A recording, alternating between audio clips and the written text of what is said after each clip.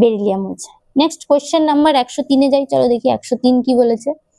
103 বলেছে BeH2 whole N এ দুটি B পরমাণুর মধ্যে গঠিত বন্ধন হলো। আগে এর স্ট্রাকচারটা ভালো করে বুঝে নাও। 103 BeH2 এটার ব্যাপারে কিছু কথা আগে বুঝে নাও। এটাতে ইলেকট্রনের ঘাটতি আছে, তাই তো? ইলেকট্রনের ঘাটতি আছে, যতটা মানে অষ্টক পূর্তি তো ঘটেনি, ঠিক আছে? এবং এই ঘাটতি পূরণের জন্যই এ হচ্ছে পলিমার রূপে থাকে, BeH2 হোল N। এই পলিমার রূপে আমরা এটাকে দেখতে পাই, ঠিক আছে? কিসের জন্য? এই ঘাটতি পূরণের জন্য। এই যে ইলেকট্রনের ঘাটতি রয়েছে সেই ঘাটতি পূরণের জন্য এ হচ্ছে পলিমার রূপে অবস্থান করে। এবার দেখো দুটি বি পরমাণু, দুই কেন্দ্রিক দুটি বিই পরমাণু একটি হাইড্রোজেন পরমাণুর সাথে দেখো যুক্ত থাকবে এইভাবে, ঠিক আছে? এইভাবে যুক্ত থাকবে। এরও এদিকে আছে, এরও এদিকে আছে, এগুলো তো পলিমার বলেছি না? তো পলিমার যেহেতু গঠন করছে, পলিমার তো পুরো অনেকটা জুড়ে গঠন করে, বুঝতে পারলে? মানে অনেক বড় হতে পারে। তো আমি এটা ডটেড দিয়ে রাখছি যে আরো কিছু হয়, এখানে আরো কিছু আছে। এই দিকটাতে এবার আমি আবার অ্যাড করছি হাইড্রোজেন,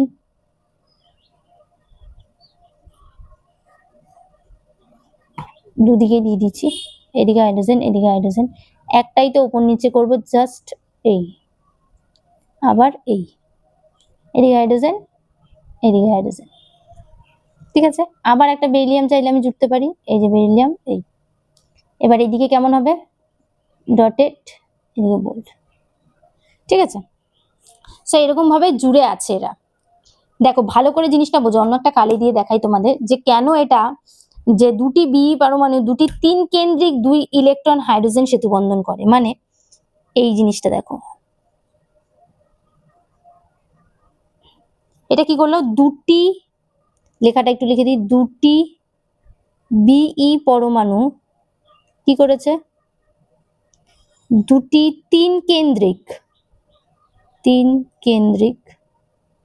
ঠিক আছে? মানে হচ্ছে 2 ইলেকট্রন, মানে কি 3 সেন্টার্ড 2 ইলেকট্রন। দুটি বিই পরমাণু দুটি 3 কেন্দ্রিক 2 ইলেকট্রন, মানে এই যে 3 সেন্টার 2 ইলেকট্রন, দুটি 3 কেন্দ্রিক 2 ইলেকট্রন মানে 3 সেন্টার 2 ইলেকট্রন, ঠিক আছে? হাইড্রোজেন সেতু বন্ধন, হাইড্রোজেন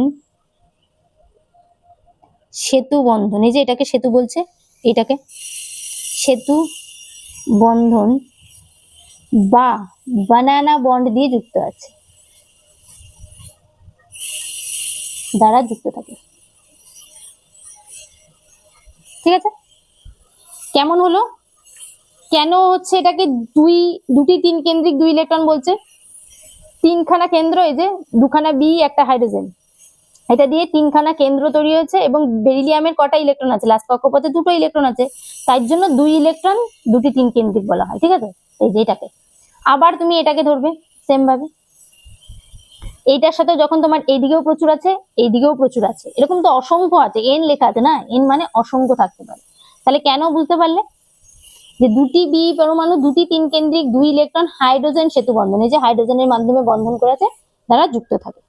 তাহলে আমাদের সঠিক উত্তর কি হবে? অপশন সি হবে আমাদের সঠিক উত্তর, ঠিক আছে?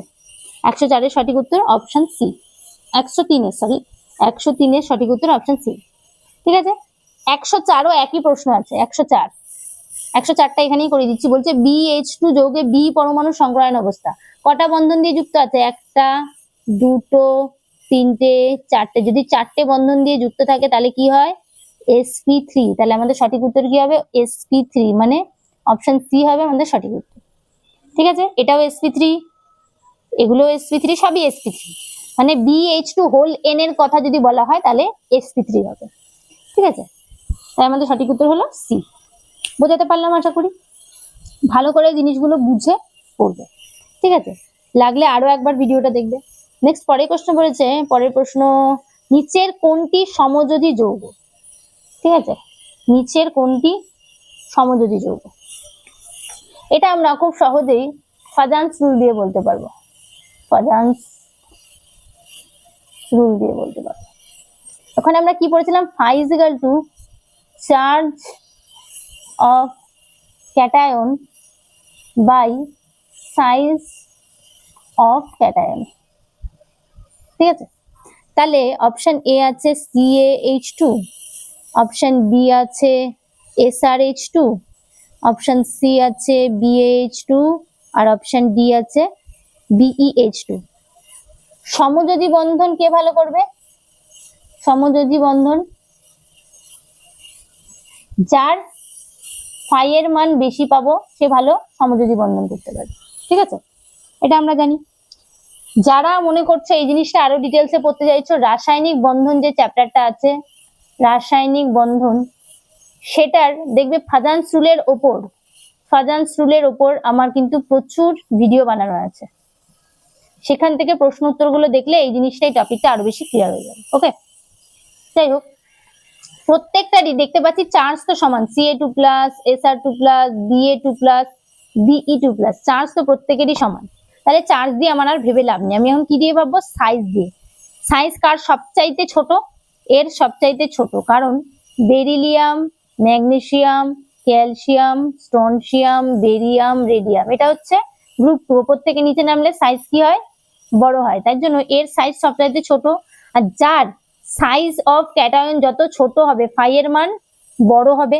আবারও বলছি, সাইজ অফ ক্যাটায়ন যা ছোট হবে ফাই এর মান বড় হবে। সাইজ অফ ক্যাটায়ন ছোট মানে ফাই এর মান বড়, আর ফাই এর মান বড় মানে তার কি হবে, সমযোজী বন্ধন ভালো হবে।